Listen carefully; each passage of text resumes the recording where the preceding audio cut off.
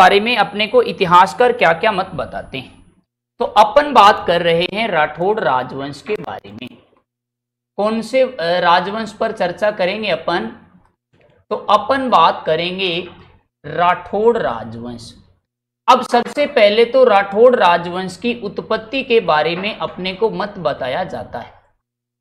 अब उत्पत्ति के बारे में कई सारे अपने को राजस्थान में जो जोधपुर का राठौड़ राजवंश है इसके बारे में कई प्रकार के अपने को मत मिलते हैं। जिस प्रकार अपन पकड़ते हैं एक इतिहासकार जिनका नाम मिलता है कर्नल जेम्स टोड कहते हैं। क्या कहा जाता है इन्हें? कर्नल जेम्स टोड कहा जाता है। और कर्नल जेम्स टोड ने कहा कि मारवाड़ जोधपुर में, मारवाड़ यानी वर्तमान का ये जोधपुर क्षेत्र है, और मारवाड़ में राठौड़ राजवंश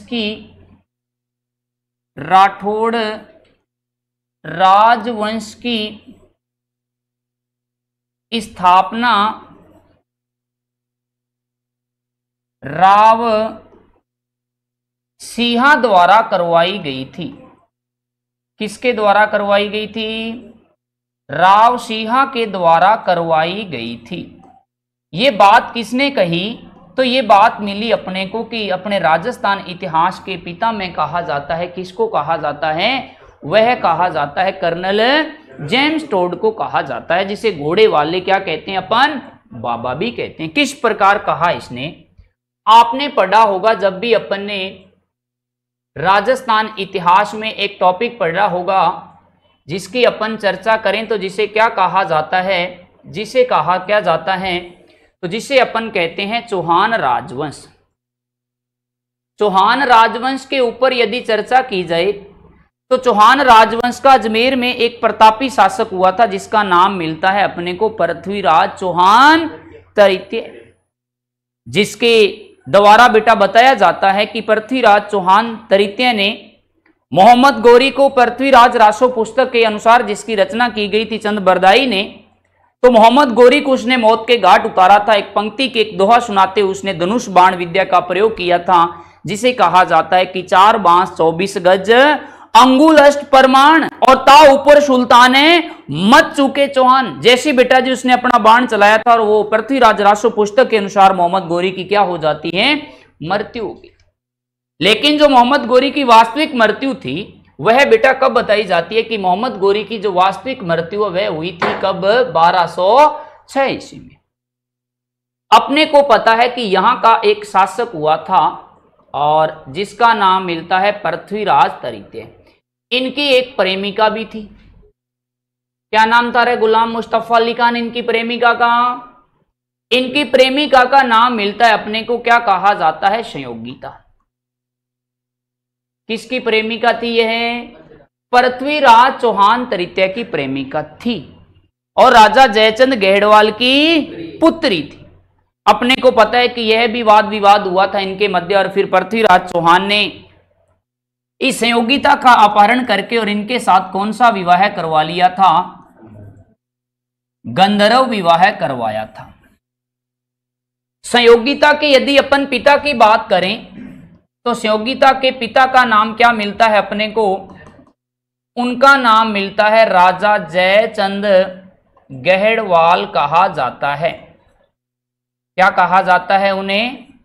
राजा जयचंद गहड़वाल कहा जाता है। अब कर्नल टोड के अनुसार जो ये मारवाड़ का क्षेत्र है, ये कौन सा क्षेत्र है? मारवाड़ का क्षेत्र है। और यहां पर राजा जयचंद गहड़वाल के पुत्र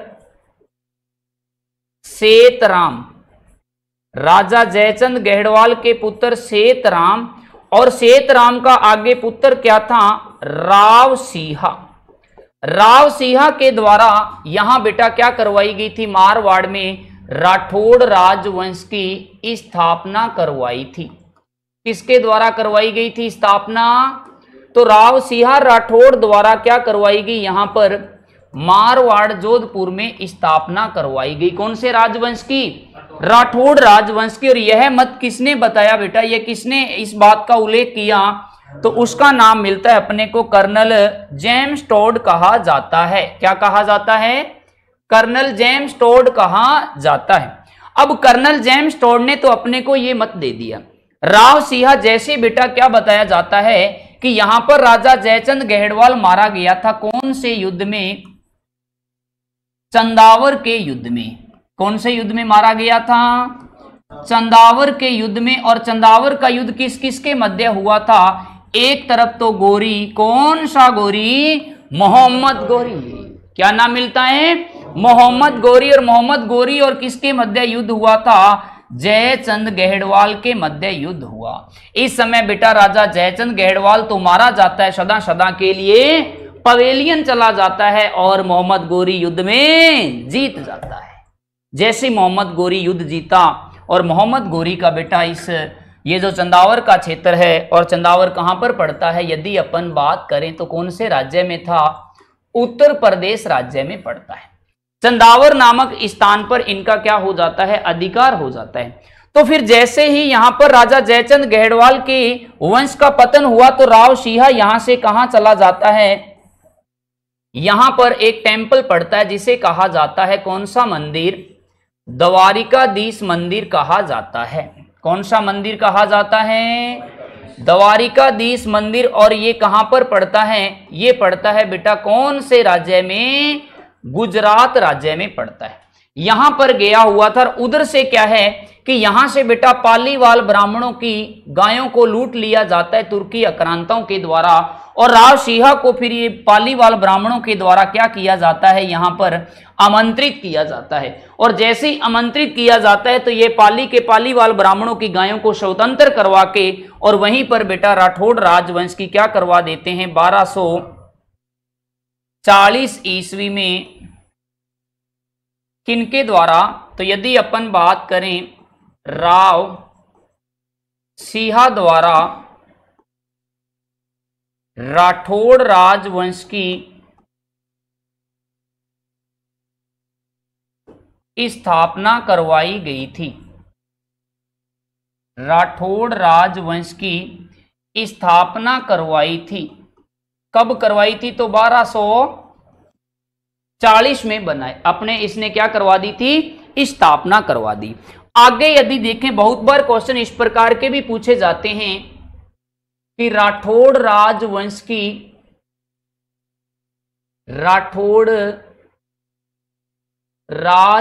की कुल देवी, क्या पूछा जाता है? राठौड़ राजवंश की कुल देवी तो किसे कहा जाता है? वह कहा जाता है बेटा नागणेची या नागणेचिया माता। क्या नाम मिलता है? या तो उसे नागणेची माता भी कहते हैं, नागणेचिया माता भी कहते हैं, राडेश्वरी माता भी कहते हैं, चक्रेश्वरी माता भी कहते हैं। क्योंकि कितनी भुजाएं हैं इस माता की? तो इस माता के कितने हाथ हैं? तो यदि आपसे पूछ लिया जाए तो बेटा कितनी भुजाएं हैं इनकी? 18 भुजाओं वाली देवी है। यदि इनके मूल मंदिर की बात करें कि इनका मूल टेम्पल कहां पर है, तो इनके मूल मंदिर की अपन बात करें तो वह स्थित है कहां पर? नगाना गांव में स्थित है। कौन से गांव में स्थित है? नगाना गांव में स्थित। एक इनका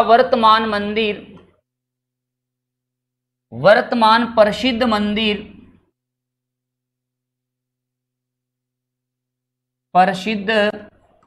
मंदिर ये कहां पर स्थित है?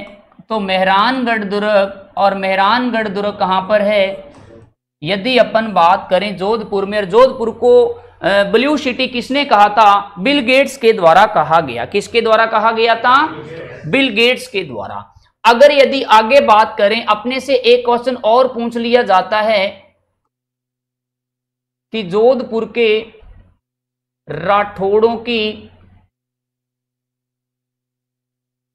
आराध्य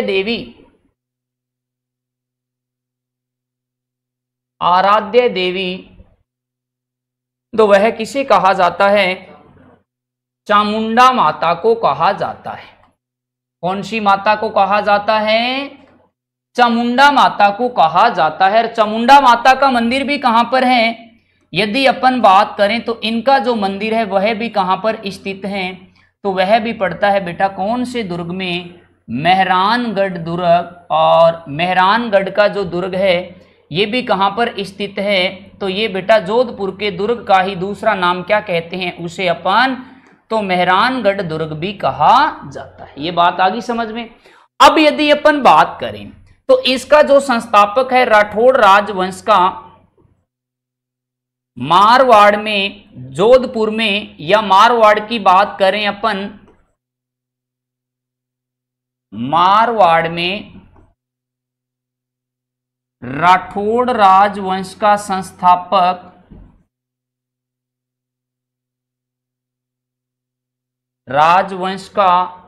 संस्थापक पूछ लिया जाए तो वह मिलता है अपने को कौन सा, यदि अपन बात करें तो उसे कहा जाता है राव सिंहा राठौड़ कहा जाता है। क्या कहा जाता है बेटा, राव सिंहा राठौड़ कहा जाता है। और राव सिंहा राठौड़ के शासनकाल की अपन बात करें तो कब से कब तक रहता है इनका शासनकाल, 1240 से लेकर 1273 ईस्वी यानी 73 ईस्वी तक इनका क्या रहता है, शासनकाल रहता है। किनका शासनकाल रहता है। अब इनके शासनकाल में इन्होंने स्थापना तो करवा दी और अपनी प्रारंभिक जो राजधानी थी, प्रारंभिक क्या बनाई, राजधानी। तो प्रारंभिक जो राजधानी बनाई थी, किसने बनाई थी, प्रारंभिक राजधानी की यदि अपन बात करें तो अस्थायी राजधानी बनाई जाती है कौन सी, बिठू गांव। और बिठू गांव कहां पर पड़ता है, तो ये पड़ता है कहां पर, पाली में पड़ता है। जिला कौन सा है बेटा, पाली है। और यह जो राजधानी थी ये अस्थायी राजधानी थी।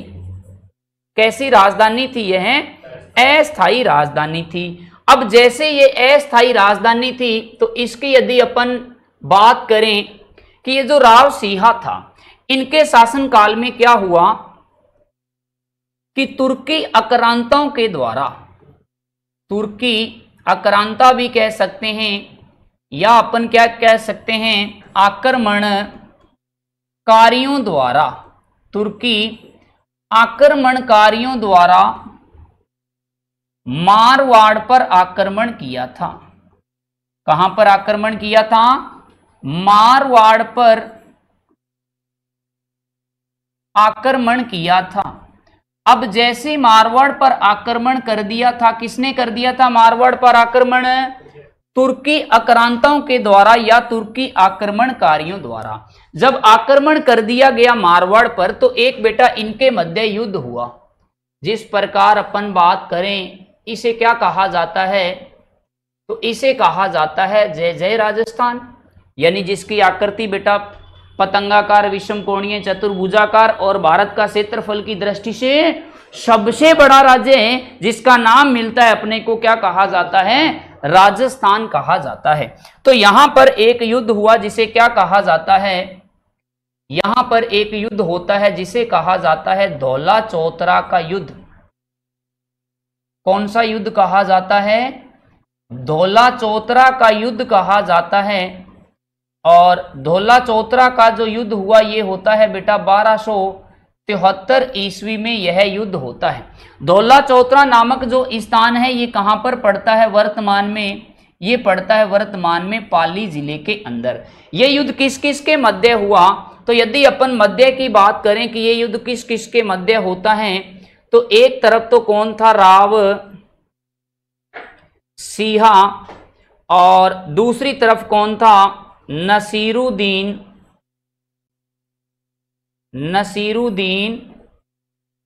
मोहम्मद द्वितीय। इसमें क्या हुआ कि जब बेटा धौला चौतरा का युद्ध हुआ और इसके अंदर राव सिंहा तो क्या हो जाता है, सदा सदा के लिए पवेलियन, यानी राव सिंहा की क्या हो जाती है, मृत्यु हो जाती है। और नसीरुद्दीन महमूद क्या हो जाता है, विजय रहता है, यानी इनकी तो बेटा हो गई मृत्यु हो जाती है। और इधर यदि अपन बात करें ये क्या रहते हैं, विजय हो जाता है। अब जैसे विजय हुआ तो राव सिंहा मारे जाते हैं युद्ध में, और इसमें लाखों की संख्या में बेटा इतिहासकार बताते हैं कि जन हानि हुई थी, इसीलिए इसको क्या कहते हैं अपन, लाखा जंवर का युद्ध भी कहा जाता है। क्या कहा जाता है इसे? लाखा जंवर का युद्ध भी कहा जाता है। और जिस प्रकार कल अपन ने एक युद्ध पढ़ा था, जिसे कौन सा युद्ध कहा जाता है 1857 की क्रांति में, तो कौन सा युद्ध कहा था? काला व गोरा का युद्ध बताया था। अब जैसे ये क्या हुआ कि राव सिंह मारा गया, तत्पश्चात जो अगला शासक बनता है, तो सबसे पहले कौन सा शासक बना, तो उनका नाम मिलता है अपने को राव सिंह। सिंह के बाद बेटा कौन आया? राव आसनाथ। और आसनाथ के बाद कौन आता है शासक, जिनका नाम मिलता है राव दूहड़ कहा जाता है। क्या कहा जाता है इनका नाम? राव दूहड़ कहा जाता है। अब राव जो दूहड़ था, इनके द्वारा क्या किया जाता है कि कर्नाटक से, कौन से राज्य से, तो यदि अपन बात करें कर्नाटक राज्य से,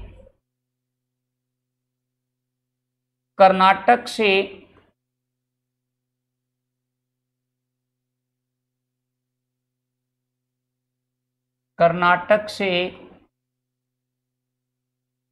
नागणेची माता की मूर्ति लाकर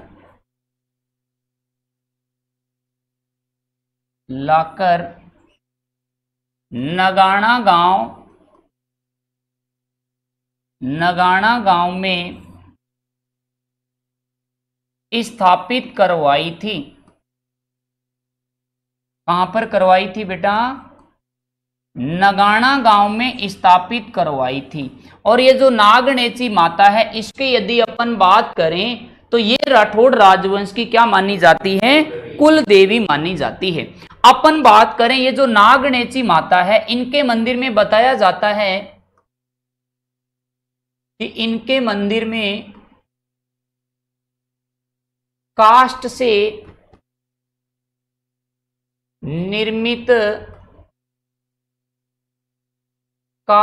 निर्मित मूर्ति की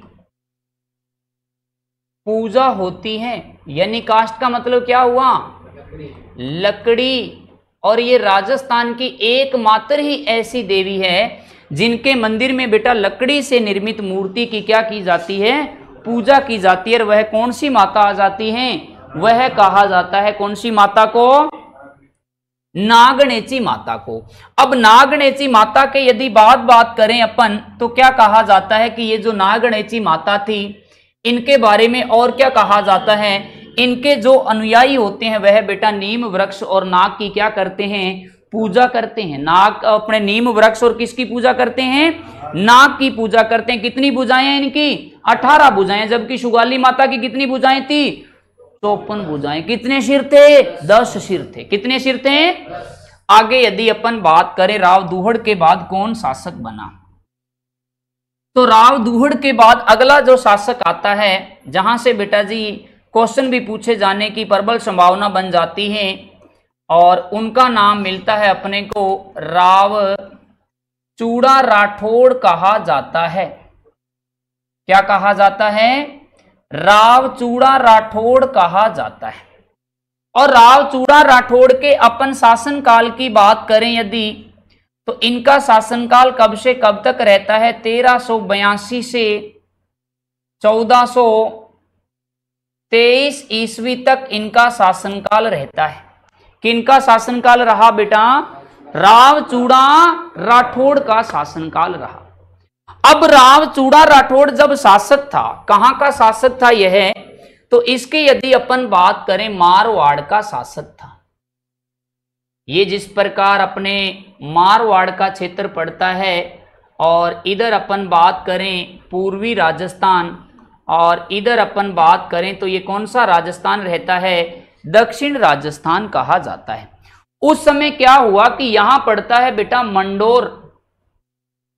कौन सी जगह है? मंडोर कहा जाता है। और मंडोर जो है वह उद्यानों व बागों के लिए भी वर्तमान में प्रसिद्ध है। यहां का एक शासक था जिसका नाम मिलता है इंदा प्रतिहार, क्या नाम मिलता है?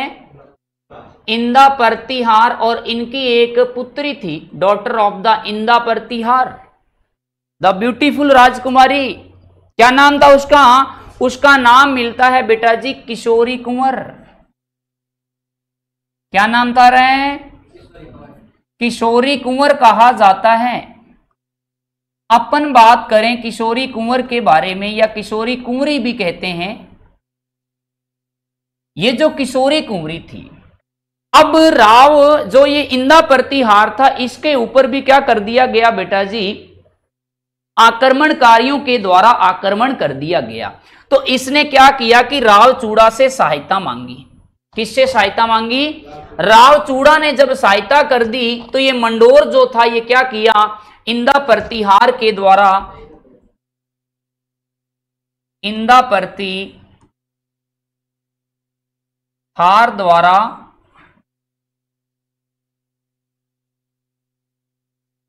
इंदा प्रतिहार द्वारा किशोरी कुंवरी का, किशोरी कुंवरी का विवाह राव सिंहा से करवाया। वे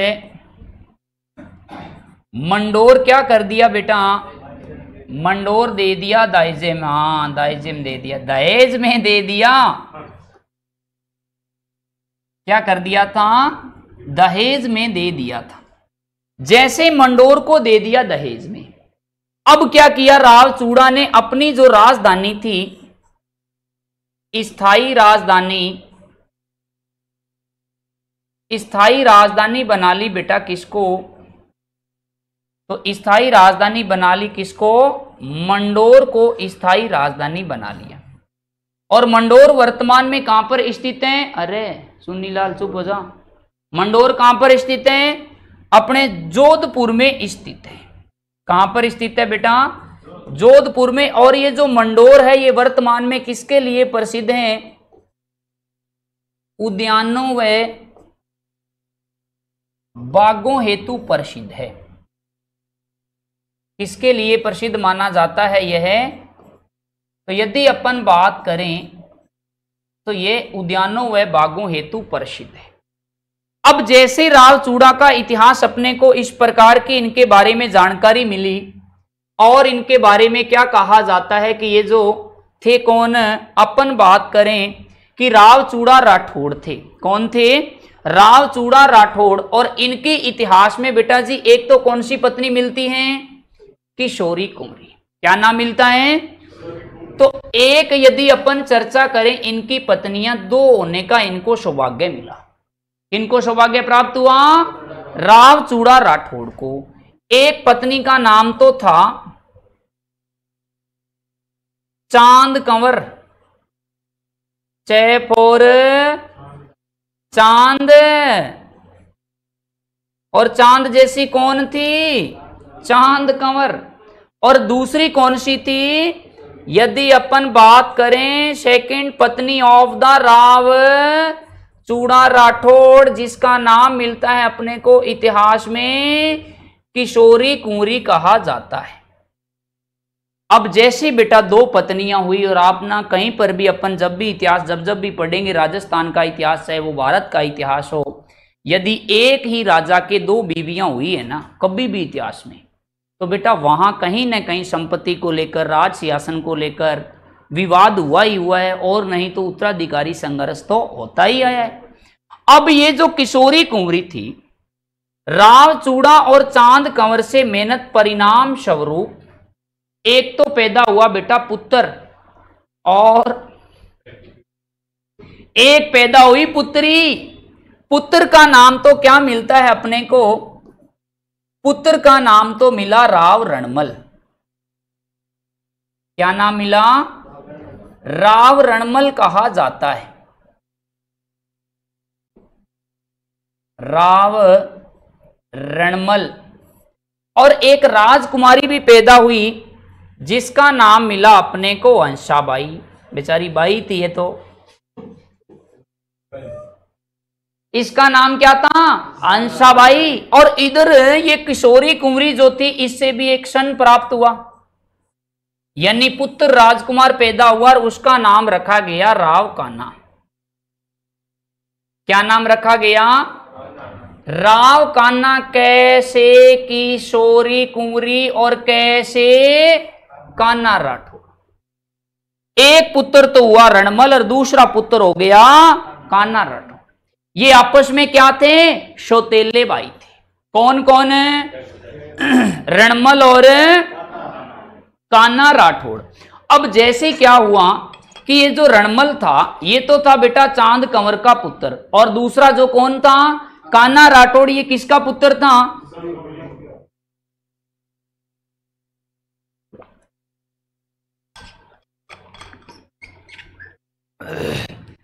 किशोरी कुंवरी का पुत्र था। आगे देखो क्या हुआ। अब जैसे ये बेटा अपने क्या कहा जाता है इसे, तो इसे कहा जाता है राजस्थान। और राजस्थान की बात करें तो जिसकी आकृति विषम कोणीय चतुर्भुजाकार पतंगाकार, the big state of the India, सबसे बड़ा राज्य है। अपन बात करें, ये पड़ती है एक रियासत जिसे क्या कहा जाता है, एक तो ये रियासत है, एक ये रियासत है। इस रियासत को तो कहा जाता है मारवाड़ रियासत। क्या कहा जाता है? मारवाड़ रियासत। और इस रियासत को क्या कहा जाता है? मेवाड़ रियासत कहा जाता है। उसे तो मारवाड़ रियासत और इसे क्या कहा गया? मेवाड़ रियासत कहा गया। थोड़ा सा समझना इसको भी। जैसे ये हुई बेटा मारवाड़ रियासत, और मारवाड़ रियासत का उस समय राजा कौन था, शासक कौन था? तो शासक की अपन ने अभी अभी चर्चा की कि सर यहां का शासक था राव चूड़ा राठौड़। क्या कहा जाता है? राव चूड़ा राठौड़। राव चूड़ा राठौड़ के शासन काल की अपन बात करें तो 1382, कई इतिहासकार बेटा इनका जो शासन काल है 1384 से भी बताते। 1382 से लेकर और 1423 ईस्वी तक इनका शासनकाल रहा। इधर इनके समकालीन यहां भी एक शासक था और जिनका नाम मिलता है महाराणा लाखा। क्या नाम मिलता है? महाराणा लाखा कहा जाता है। और महाराणा लाखा के शासनकाल की अपन बात करें तो 1384 से लेकर 1421, यानी एक दूसरे के ये समकालीन शासक थे। कौन कौन थे समकालीन शासक? मेवाड़ का लाखा और मारवाड़ का चूड़ा। आगे यदि अपन बात करें इसके बारे में, क्या कहा जाता है कि ये जो बेटा था महाराणा लाखा, कौन था? महाराणा जो लाखा था इसके एक पुत्र था और इनके पुत्र का नाम था राणा कुंवर चुंडा। क्या कहा जाता है? वो चूड़ा है और इधर क्या है? चुंडा है। बात समझ में आ रही है ना कुछ? फिर इस भाई साहब को देखते हैं अपन। ये जो राव चूड़ा था इसकी कितनी लेडीज डॉन वाइफ थी? 2। एक का तो नाम मिलता है चांद कंवर। क्या नाम मिलता है? चांद कंवर। और दूसरी का नाम मिलता है किशोरी कुंवर।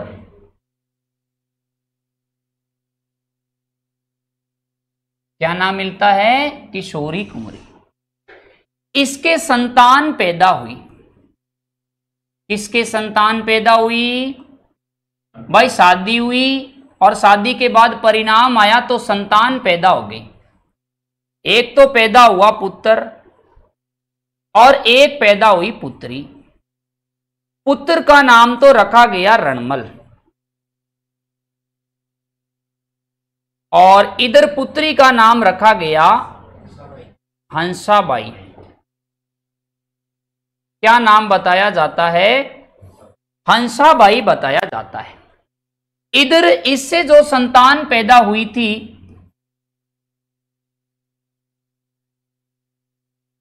और उस संतान का नाम अपने को मिलता है राव कान्हा, और वंश कौन सा था इनका? राठौड़। तो उसको क्या कह दिया? राव कान्हा राठौड़ बता दिया। अब क्या हुआ कि जब राव चूड़ा बीमार हुए, कौन बीमार हो गए? राव चूड़ा जब बीमार हुए, और तत्पश्चात किशोरी कुंवरी, और ये दोनों बेटा जी वाइफ थी, किसकी पत्नियां थी? ये पत्नियां थी राव चूड़ा की। बड़ी पत्नी का नाम चांद कंवर, छोटी पत्नी का नाम किशोरी कुंवरी। अब जैसे क्या हुआ कि राव चूड़ा की कयामत का समय आता है। क्या होती है कयामत?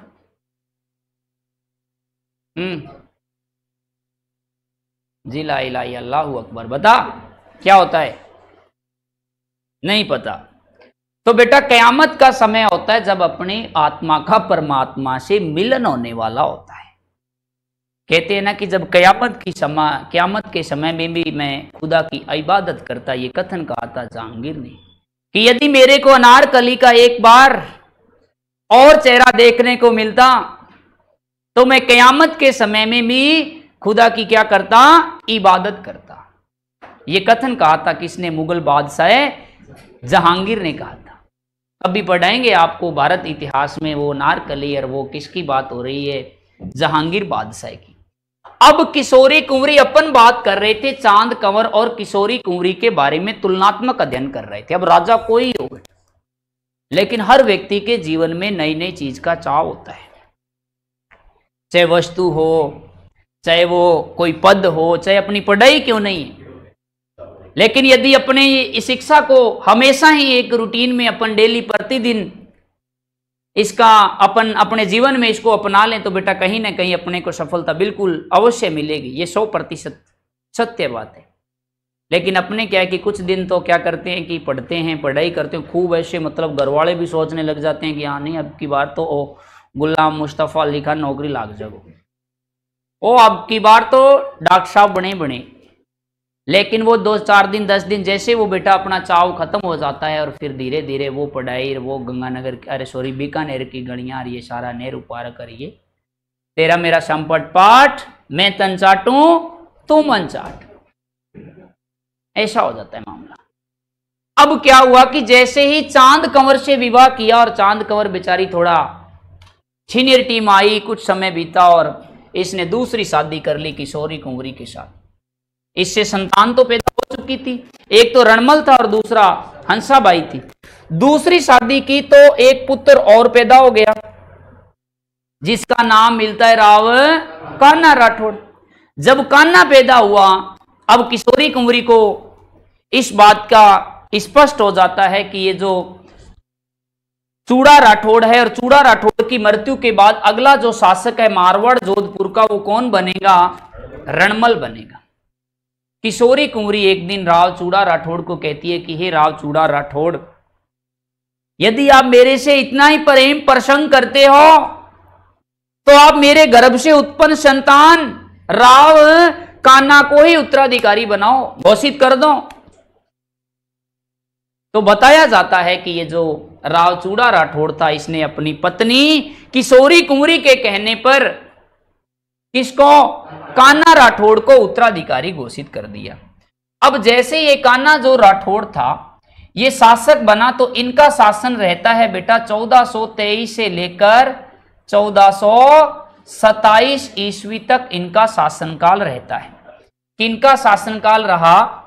यदि अपन बात करें तो राव कान्हा राठौड़ का शासनकाल रहता है। रणमल राठौड़ को पता चला कि मेरे पिताजी ने मेरे को उत्तराधिकारी नहीं बना के किसको बना दिया? कान्हा राठौड़ को बोले बापू टेंशन लेने का नहीं, टेंशन तो देने का होता है। आपने मेरे को उत्तराधिकारी नहीं बनाया और मेरे सौतेले भाई राव कान्हा राठौड़ को उत्तराधिकारी बना दिया। बोले टेंशन लेने का नहीं, टेंशन तो देने का ही होता है। टेंशन कभी भी जिंदगी में नहीं करनी चाहिए आदमी को, क्योंकि महात्मा बुद्ध ने भी कहा था कि ये संसार है वो दुखियों का घर है। इस संसार में ना तोता सुखी ना मैना सुखी, जब डाल ढहे तो वे भी दुखी। इस संसार में ना सूर्य सुखी ना चंद्रमा सुखी, जिस दिन गहन गए तो वे भी क्या हो जाते हैं, दुखी हो जाते। अपन मनुष्य जीवन है ये तो बेटा जी है ही दुखियों का घर, और इस दुख से अपन कभी भी मुक्ति नहीं पा सकते, क्योंकि अपन ग्रस्त जीवन में ही अपन जीवन व्यतीत कर रहे हैं। अब कान्हा राठौड़ को जैसे ही उत्तराधिकारी घोषित कर दिया गया, और तत्पश्चात हुआ क्या कि रणमल राठौड़ नाराज हो गया। किसके साथ? अपने पिताजी के साथ। भाई औरतों की कैसा के नाराज हुई। अब ये क्या करता है, बोले बापू टेंशन लेने का नहीं, टेंशन तो देने का होता है। ये चला जाता है महाराणा लाखा की शरण में। किसकी शरण में चला गया? महाराणा लाखा की शरण में चला गया। उधर महाराणा लाखा 65 ईयर ओल्ड जवान, और कहां का शासक था? मेवाड़ का शासक। इधर बात करें 13 year young man lady don, जिसका नाम मिलता है हंसाबाई। इसकी आयु तो कितनी थी? 13 वर्ष, और इसकी आयु 60 नहीं 65 है। बाल विवाह नहीं है, बूढ़ा विवाह होगा। अब इसकी उस समय आयु थी बेटा 23 साल। कितनी आयु थी? 13, 23, 65। किसकी थी आयु? 65 साल। लाखा की आयु 65 साल की थी। रणमल आया महाराणा लाखा की शरण में, और रणमल ने आके सारी घटनाक्रम बताया कि मेरे पिताजी ने मेरे को उत्तराधिकार से वंचित करके और मेरे छोटे भाई यानी सौतेले भाई को उत्तराधिकारी बना दिया। बोले कोई बात नहीं, टेंशन लेने का नहीं, टेंशन तो देने का होता है।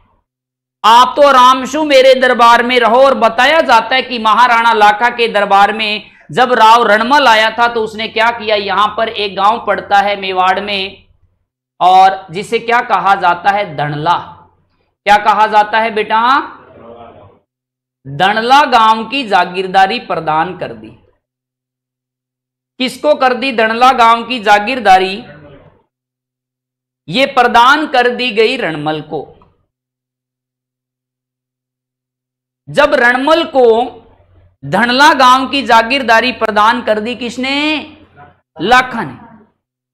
अब रणमल क्या है कि ये जो मित्रता थी आपस में, क्योंकि वो भी राजा और ये भी राजा, राजा का बेटा ही राजकुमारी तो था, ये इस मित्रता को और थोड़ा सा गहरा बनाना चाहता था। मतलब इन रिश्तों को और वो थोड़ा सा गहरे रिश्तों में तब्दील करना चाहता था। तो हुआ कुछ यूं कि ये जो रणमल था, इसने अपनी बहन जिसका नाम मिलता है हंसाबाई, हंसाबाई का जो विवाह प्रस्ताव था वो भेजा गया किसके लिए? चूड़ा नहीं बेटा, चूंडा के लिए। क्या नाम है? चूंडा। और ये क्या है? चूड़ा। अपनी बहन हंसाबाई का रिश्ता भेजा गया किसके लिए? अब देखो, जब व्यक्ति की आर्थिक दशा खराब होती है ना, कभी कभी ऐसे मन में ख्याल आता है ना तरह तरह का, कि व्यक्ति की जब आर्थिक दशा खराब होती है तो ऊंट पर बैठे को गंडक काट जाता है। काटता है ना कभी कभी, क्योंकि गंडक नहीं, ऊंट जो होता है वो पानी में बैठ जाता है। अब ऐसे ही कुछ हंसाबाई के साथ हुआ। उस दिन ये जो राणा कुंवर चुंडा था, ये बेटा गया हुआ था दक्षिणी भारत अभियान हेतु गया हुआ था। महाराणा लाखा का बेटा बड़ा। और ये जो विवाह का प्रस्ताव था ये भेजा गया कहां पर? ये प्रस्ताव भेजा गया मेवाड़ में। और मेवाड़ में उस दिन महाराणा लाखा जी विराजमान राज सिंहासन पर। और महाराणा लाखा को कहा गया, जब वो दरबार में इसी प्रकार दरबार लगा और वो जो बेटा जी पहले होता था कि ये जो विवाह प्रस्ताव लेकर जाना या पक्का करके आना, ये नाई जाति का कार्य होता था।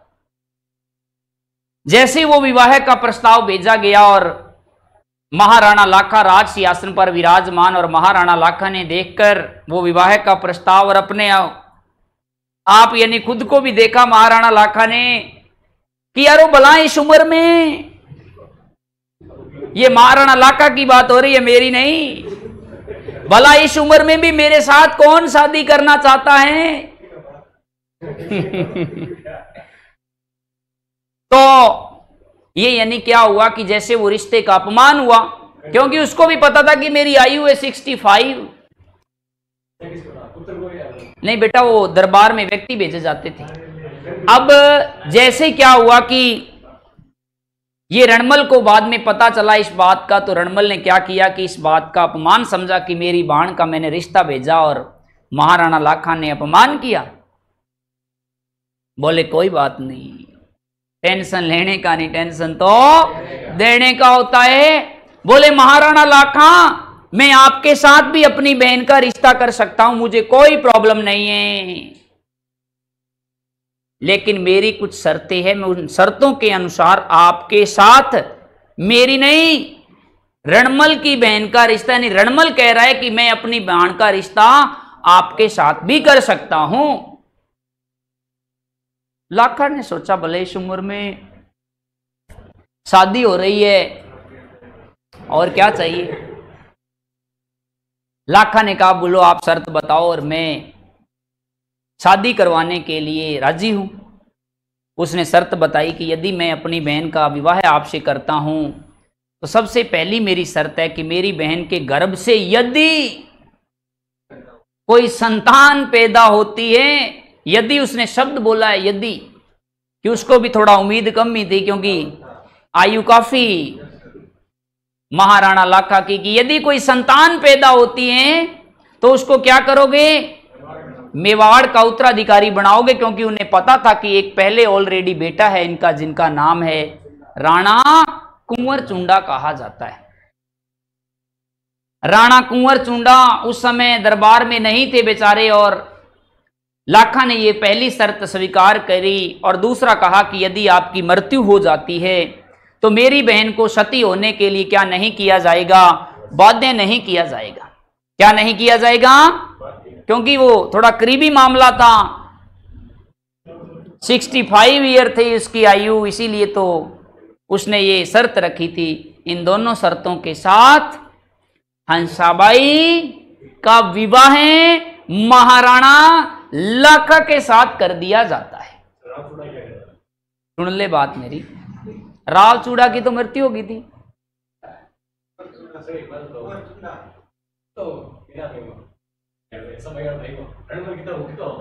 क्या चीज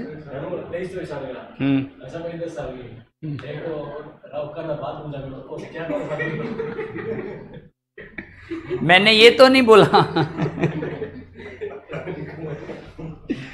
तो अपन बात करें क्या हुआ कि ये जो हंसाबाई थी और हंसाबाई का विवाह कर दिया गया किसके साथ, राणा लाखा के साथ शादी कर दी गई। और हंसाबाई बेटा जी कहां पर आ जाती है, मेवाड़ में आ जाती है।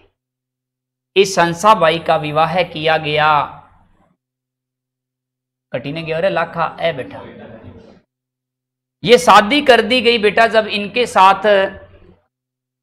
और तत्पश्चात कुछ समय बीता और ये जो राणा कुंवर चुंडा था ये लौटा वापिस दरबार में, और घर में आके देखा एक ऐसा माहौल, मतलब नया एक अच्छे वाला घर में, ऐसे नई नवेली दुल्हन ऐसे मतलब देखा आके, और इसने इसको दरबार के सदस्यों द्वारा बताया गया। बोले कुंवर चुंडा, जो आपकी पत्नी बनने जा रही थी आपके पिताजी के द्वारा आपकी मां बना के छोड़ दिया। बोले कोई बात नहीं बापू, टेंशन लेने का नहीं, टेंशन तो देने का होता है। मैं भी आजीवन विवाह नहीं करूंगा, मैं भी क्या नहीं करूंगा, विवाह नहीं करूंगा, आजीवन कुंवारा ही रहूंगा। तो ऐसे जो उपाधि धारण करने वाला व्यक्ति होता है उसे क्या कहा जाता है, भीषम पितामह कहा जाता है। कौन सा पितामह कहा जाता है? भीषम पितामह कहा जाता है। आवाज नहीं करो। तो ये कहां का राजा था? ये था बेटा मेवाड़ का, और इसीलिए इन्हें क्या कहा जाता है? मेवाड़ का भीषम पितामह शासक कहा जाता है। आगे बात समझ में आपको? तो चलो बाकी की चर्चा करते हैं अपन अगली। कौन सा बेटा? नहीं, शासक नहीं बना था, ये अपन बात करेंगे इसके बारे में। तो ये पहले बेटा इसको उतारो, आवाज नहीं करो।